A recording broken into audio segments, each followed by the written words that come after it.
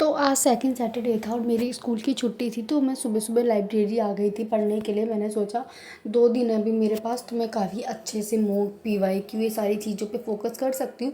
क्योंकि अब हमेशा क्या होता है, मेरे को 3 सब्जेक्ट किसी ना किसी तरह करके कवर करने रहते हैं। तो मैं वो बहुत ही अच्छे से मतलब कर तो रहती हूँ, बट बाद में ना मेरी प्रैक्टिस वगैरह बहुत ही कम हो पाती है। तो मैंने सोचा मैंने वीक में जितना भी पढ़ा है, जितना भी सिलेबस वगैरह करा है, वो मैं सारे आके 2 दिनों में अच्छे से रिवाइज कर लूँगी यहाँ पे। तो इस वजह से मैं सुबह सुबह लाइब्रेरी आ गई थी और मैंने आते सबसे पहले जो मेरा पेंडिंग ना एक क्लास चल रही थी एसएसटी की, मतलब इसमें मैंने पॉलिटिकल साइंस का चैप्टर स्टार्ट कर रखा था, तो वो सर पढ़ा रहे थे, तो मैं वही कर रही थी अभी। उसके बाद फिर मैं मॉक वगैरह करूँगी। एंड एक और चीज़, सब लोग मेरे से पूछते रहते हैं कि मैम एग्ज़ाम कब होगा, मतलब ये स्पेशल वाले का एग्ज़ाम कब होगा। तो मैं बता दूं, जो मेरे स्कूल में स्पेशल एजुकेटर्स हैं, मतलब एक सर है, वो मेरे को बता रहे थे कि शायद जो एग्ज़ाम है वो हमारा अक्टूबर एंड या नवंबर में हो सकता है, ये वाला एग्ज़ाम। तो इसलिए अपनी प्रिपरेशन बहुत ही अच्छे से करते रहो। हमें नहीं पता कि कब वो लोग एग्ज़ाम की डेट दे दें या कब वो लोग ऑफिशियल डेट अनाउंस कर दें। तो इससे बेटर है कि हम लोग एग्ज़ाम की डेट पे फोकस ना करके अपनी पढ़ाई पे फोकस करें जितना हो सके। एक दिन के अंदर डेली यही सोच के पढ़ें कि 10-15 दिन में हमारे एग्ज़ाम है। अगर हम ऐसा सोच के पढ़ेंगे तो अच्छे से पढ़ाई होती रहेगी हमारी। तो बिल्कुल भी टाइम वेस्ट ना करें कि एक बार डेट आ जाए तो हम लोग अच्छे से एकदम पढ़ना शुरू कर देंगे, पूरे पूरे दिन पढ़ेंगे। वो फिर हो नहीं पाता, क्योंकि इतना ज़्यादा प्रेशर आ जाता है ना उस टाइम की, बिल्कुल भी पढ़ाई नहीं हो पाती।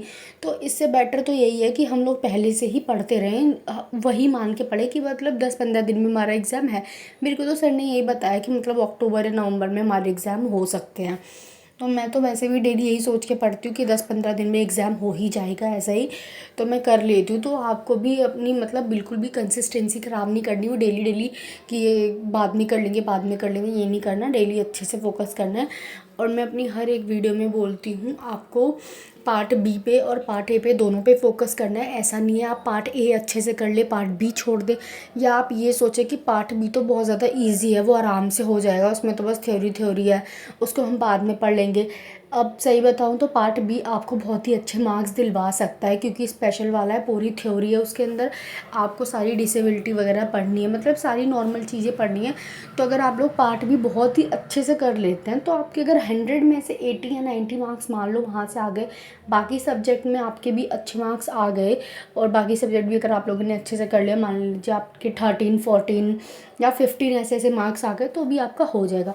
तो पार्ट बी पे भी फोकस करिए, पार्ट ए पे भी उतना ही फोकस करिए। दोनों बहुत ही ज़्यादा इंपॉर्टेंट है, दोनों पे इक्वली फोकस करना है। ऐसा नहीं है एक कर ले और एक रहने दें। तो पार्ट जो मतलब ए है, उसमें जो जीएस है, मैंने उसमें बताया था कि मैं पॉलिटिकल साइंस और ज्योग्राफी ज़्यादा करती हूँ, मैं हिस्ट्री नहीं करती। क्योंकि मेरे को लगता है जीएस करने का कोई फ़ायदा नहीं है। आप ये सोचो कि 20 नंबर पे वो लोग कितनी सारी चीज़ें दे रहे हैं, पॉलिटिकल साइंस हो गई, हिस्ट्री हो गई, इकोनॉमिक हो गई, ज्योग्राफी हो गई, बहुत सारी चीज़ें। तो 20 नंबर के लिए इतना सारा पढ़ना पड़ेगा हमें। तो मैं क्या करती हूँ, मैंने मतलब पीवाईक्यू आप देखो, उसमें जो ज़्यादा चीज़ें रिपीट रखी, मैंने मेरे हिसाब से तो पॉलिटिकल साइंस और जियोग्राफी से रिलेटेड बहुत सारे क्वेश्चंस आते हैं। तो पॉलिटिकल साइंस और जियोग्राफी जीएस के अंदर आप लोग कर लो, ये 2 चीज़ें तो कर लो कि थोड़ा बहुत तो पता ही रहे, जब पेपर आए हमारे सामने बेसिक चीज़ तो हमें पता ही रहे, कि ऐसा ना हो कि जीएस में एकदम ही कुछ नहीं आता। तो मैं ये 2 सब्जेक्ट कर लेती हूँ, एक पॉलिटिकल साइंस, एक जियोग्राफी। तो आप भी ये 2 सब्जेक्ट कर लो, ताकि आपके लिए भी थोड़ी चीज़ आसान हो जाएगी। फिर मान लो अगर पॉलिटिकल साइंस की 5 से 6 क्वेश्चंस भी आ रहे हैं, तो आप वो कर लोगे। ज्योग्राफी के भी अगर 3 से 4 आ गए, तो और अगर आप वो आपके सही भी चले गए, तो 10 नंबर तो आपके वैसे ही हो जाएंगे उसमें, जीएस में। तो इसी वजह से कुछ भी स्किप नहीं करना, ना पार्ट ए का स्किप करना है, ना पार्ट बी का स्किप करना है। पार्ट बी के लिए आप लोग सरोहा पब्लिकेशन की बुक ले लो, पीवाईक्यू करो, the teacher by Ajay sir हैं, उनके नोट्स देखो, उन्होंने अलग अलग नोट्स दे रखे हैं, HIVI MD सब के। तो उन सारे नोट्स को लो और अपने नोट्स बनाओ। और नोट्स बनाना ना बहुत ही ज़्यादा इंपॉर्टेंट है। आप चाहे मैथ्स कर रहे हो या कुछ भी कर रहे हो, कोई सा भी सब्जेक्ट कर रहे हो, नोट्स बहुत ही ज़्यादा इंपॉर्टेंट हो। तो आप नोट्स भी बनाओ, ताकि बाद में आपकी रिवीजन हो जाए। मल्टीपल टाइम्स रिवीजन करते रहो, मैं यही करती हूँ। तो मैंने भी पॉलिटिकल साइंस और इंग्लिश करा है। मैं पीवाईक्यू और मतलब मॉक टेस्ट वगैरह ये दोनों चीज़ें आज मैं करूँगी, पूरे दिन आराम से बैठ के एक पूरा मतलब पीवाईक्यू सॉल्व कर लूँगी और मॉक टेस्ट सॉल्व कर लूँगी।